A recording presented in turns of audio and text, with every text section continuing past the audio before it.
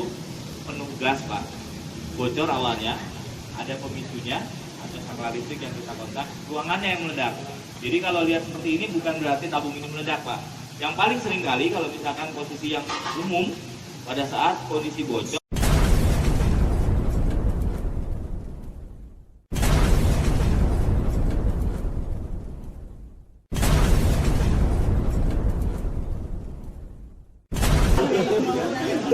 yang paling sering biasanya kan yang dipanggil bapak polisi.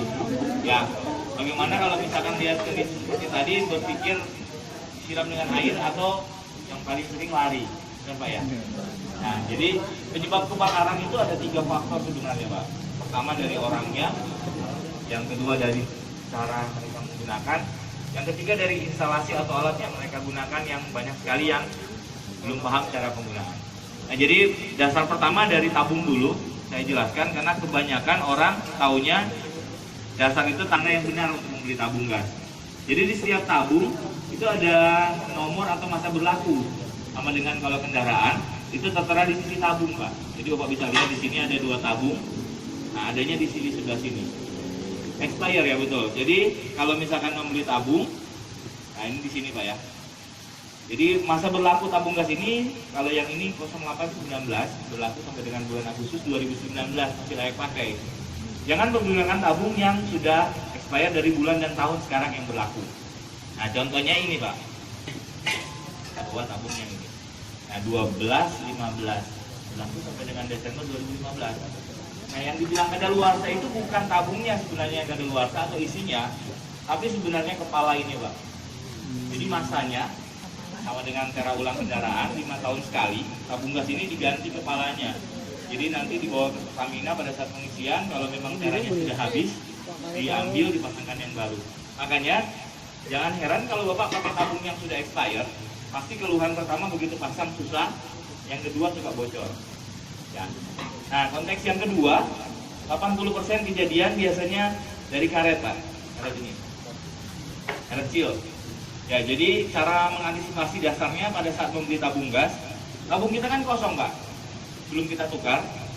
Jadi ambil karetnya, jadi dengan cara kita cukil seperti ini. Nah, jadi ambil karetnya, simpen karet ini, baru tabung ini kita bawa Pak, tukar. Karena kalau mau beli tabung kan disegel, Bapak nggak mungkin beli tabung segelnya dibuka dulu, terus dilihat karetnya ada atau tidak. Jadi kelayakan itu sendiri karetnya memang harus ada standar, cuman memang terkadang banyak karet yang sudah rusak masih tetap ada di tabung. Jadi pada saat pengisian ulang mungkin jarang diganti. Jadi penyebabnya pada saat kita datang ke rumah ganti tabung, pasang regulator bocor Pak. Makanya kita punya cadangan minimal antisipasi. Nah cara nyungkilnya juga mudah, pakai pisau juga bisa Pak. Nah yang paling umum ketiga, selama ini biasanya yang masang regulator. Karena dasarnya yang paling sering ini di sini Pak. Yang masang regulator di rumah itu siapa?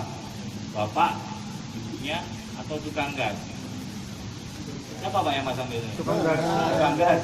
Ya, jadi minimal bapaknya juga harus bisa karena kebanyakan kita mengandalkan tukang gas, begitu bau-bau gas, langsung tukang gas lagi.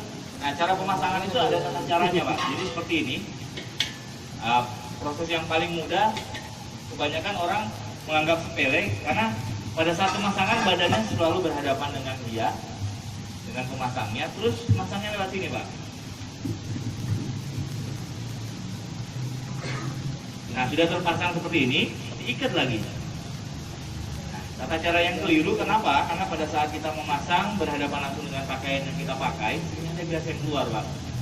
Resikonya begitu ada gas yang menempel di pakaian yang Bapak pakai, begitu pindah ke kompor, ngecek kompor, sininya menyala, nyamber juga ke pakaian yang kita pakai. Jadi kita belakangi posisi tabung. Terus pemasangannya jangan diikat atau lewat jendela Pak, tapi pemasangan lewat pintu depan. Jadi seperti ini Pak, pemasangan lewat depan. Tangan yang satu memang menekan, tangan satu harus menekan tombol, tangan yang satu memutar switchnya Pak. Nah posisinya sudah terpasang. Sama dengan tabung yang kecil juga. Pada saat pemasangan, nah di sini posisi seperti ini, menekan yang satu memutar tombol. Setelah terpasang, ini umumnya rata-rata langsung menghidupkan kompor, betul Pak? Betul. Ya. Ya, jadi seringkali lupa sebenarnya kita cek dulu, dengarkan ada tidak suara gas yang keluar dari sini Pak. Sambil kita cium ada tidak bau gas. Karena kebanyakan begitu dipasang pertama, keluhannya yang paling umum dari sini. Jadi dengan cara kita dengarkan seperti itu, kalau memang tidak ada gas yang keluar atau memang tidak ada suara yang bersih, namanya sudah aman.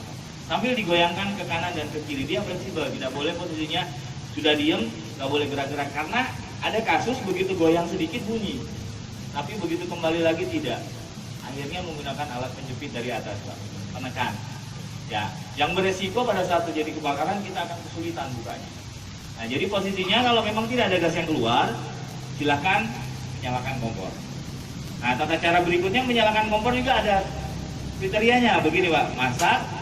Ini kebanyakan selesai masak, yang kita lakukan hanya matikan di kompor. Setelah itu, rumah kita tinggal pergi, lampu kita matikan, posisinya pintunya dikunci. Menurut Bapak sama Ibu, posisi memasak seperti ini, terakhir kali apalagi kalau mau pergi, yang dimatikan hanya kompornya aja, sudah aman apa belum Pak? Ya, posisinya memang mati Pak ya. Tapi kalau kita cek seperti ini, pasti keluar Pak. Jadi masih ada gas yang ngalir. Jadi proses yang paling umum kalau misalkan Bapak di rumah, dalam kondisi rumah kita kosong, resiko yang terjadi gas itu bisa saja keluar dengan cara pertama selangnya digigit tikus atau tekanan gas yang tinggi membuat selang itu pecah-pecah. Jadi standarnya minimal pada saat terakhir kali kita memasak, jadi pada saat malam hari atau mau pergi, pastikan yang dimatikan jangan dari kompor dulu Pak. Jadi sebelum mau pergi apalagi. Posisi yang paling umum, jadi memasak, terakhir kali menggunakan kompor sebelum bepergian Pak ya, regulatornya disetengahkan, jangan tombol kompor dulu. Jadi dalam kondisi ke bawah setengah seperti ini. Pastikan apinya mati, tapi tidak dicabut Pak ini. Apinya mati berarti gas berhenti di selang, baru tombol kompor ini kita matikan. Kalaupun misalkan posisi gas ini dibuka, tidak ada yang keluar. Jadi pada saat memasak, nah terakhir kembali lagi ke rumah, kita tinggal ke bawahkan lagi tombol. Jadi masak. Mohon izin Pak Budi, bisa setengahkan Pak. Nah. Ya. Wah, yang nanti apinya. Tapi ini posisinya tidak dicabut Pak. Ya. Baru tombol kompornya kita matikan. Pertanyaannya silakan kembali Pak. Terima kasih. Pernah nggak kalau di rumah mau pergi disetengahkan? Jarang. Nah posisinya umumnya rata-rata on terus. Nah resiko yang timbul jangan sampai kita lupa, karena rata-rata kalau Bapak polisi kan minimal tahunya semua harus bisa katanya. Nah yang paling sering kejadiannya sendiri jangan sampai di rumah kita, karena kejadian kebakaran itu sendiri awalnya dari faktornya kelalaian sebenarnya. Banyak sekali kejadian kebocoran gas, sudah tahu bau gas, tapi malah menyalakan saklar listrik. Jadi pada saat kita kembali ke rumah, terus tiba-tiba sudah tercium bau gas, tindakan apa yang harus kita lakukan? Pertama, jangan menyalakan percikan, Pak. Sifatnya dengan saklar sama dengan Bapak menyalakan tombol kompor. Jadi percikan itu sendiri akan memicu ruangan yang penuh gas, ruangan yang meledak. Buka pintu, buka jendela, pastikan sirkulasi gas yang ada di dalam rumah itu keluar dan udara itu masuk. Tapi jangan lupa dibuka regulatornya. Jadi pastikan kondisinya terbuka dulu, jadi tidak ada gas yang keluar dengan cara dibuka seperti ini.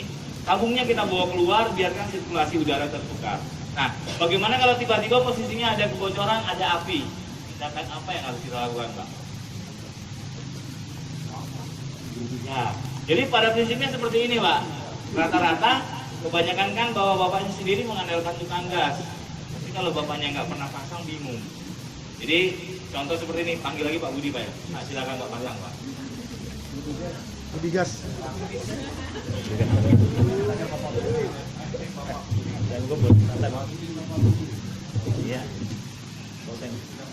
Ya jadi kelihatan biasa masang Pak ya. Kita cek dulu bener nggak, gas ini keluar nggak, nyala nggak. Kita umpamakan kondisi nyala seperti ini. Nah, kalau ini simulasi, bagaimana kalau misalkan Bapak Pak Udinya sendiri sebagai anggota Polri dipanggil, ada kebocoran, misalkan bocor, Pak. Nah, iya. Nah, dalam kondisi ruangannya tertutup, dipanggil Bapak polisinya, ada api seperti ini, Pak. Nah, biasanya kan harus apa yang kita lakukan? Silakan, Pak. Udi. Cepat, Pak. Nah, tepuk tangan dulu.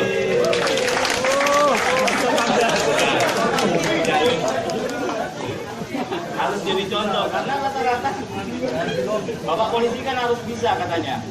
Kemarin kami pada saat peragaan di Polres Banjar ada beberapa yang memang takut, Pak. Jadi begitu lihat kejadian seperti tadi bingung. Orang berpikir apinya masuk ke dalam tabung gasnya meledak. Masuk nggak, Pak, ke dalam tabung gas, Pak? Nggak, Pak, ya. Jadi yang dibilang meledak itu ruangan tertutup penuh gas. Dalam kondisi ruangan tertutup sendiri dipicu, ada pemicunya, ruangannya yang meledak.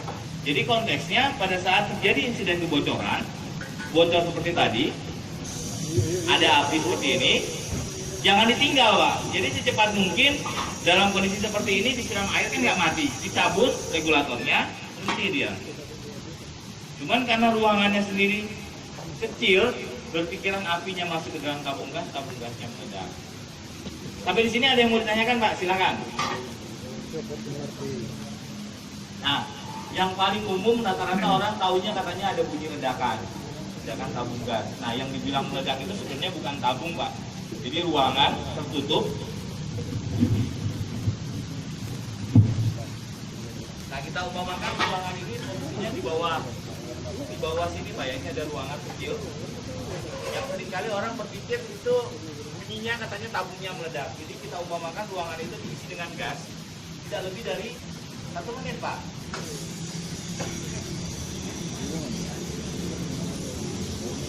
Nah, kita isi tidak lebih dari 1 menit.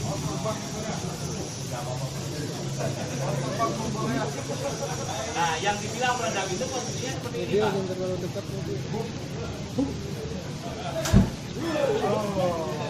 Jadi pada saat kondisi rumah kita sudah penuh gas, jangan menyalakan percikan. Karena yang dibilang percikan itu sendiri yang memicu tabung gas meledak. Nah, posisi yang paling umum, kita buka pintu, kita buka jendela, pastikan sirkulasi udara itu terbuka. Jadi jangan sampai dalam kondisi ruangan seperti itu Bapak menyalakan saklar listrik yang sama dengan menyalakan kompor. Nah, beda halnya kalau misalkan kita melihat kejadian seperti pada umumnya, kalau regulator yang safety, pada saat posisi kita pasang seperti ini, kondisi kita pasang, ini tidak ada gas yang keluar, Pak. Tapi secara logika sudah terpasang. Nah, begitu kita sambungkan selang, kira-kira kompornya menyala atau tidak, Pak? Nah, di sini posisi kita sambungkan selang, ini tidak keluar gas. Begitu kita sambungkan selang, ini kompor ini kita nyalakan, Pak. Nyala atau tidak, Pak? Nyala dia. Jadi pada saat posisi diminta, kalau yang safety pada saat diminta seperti ini, dia mau mengalir. Pada saat kondisi kompor kita matikan, seumpamanya kita tinggal pergi 1 hari atau tinggal tidur, dia menyalakan ngalir, Pak. Begitu mati kompornya, ini mengalir apa tidak, Pak? Tidak. Tidak, cek, Pak. Nah, yang paling umum pada saat posisi Bapak mengoperasikan kompor dalam kondisi seperti ini tidak keluar gas, begitu kita nyalakan. Kalau tadi kita matikan dulu, nggak perlu lagi kita setengahkan kalau yang safety. Kalau dalam kondisi menyala seperti ini, kalau tadi mati, kalau ini nyala, Pak. Ini dalam kondisi ngalir, tiba-tiba selangnya bocor atau dicabut seperti ini, Pak.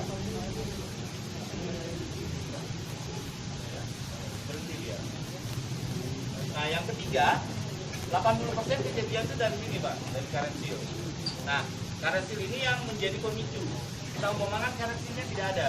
Jadi pada saat posisi current seal-nya diambil, tidak ada current seal. Ini yang paling sering terjadi seperti ini, Pak. Nah, pada saat dipasang,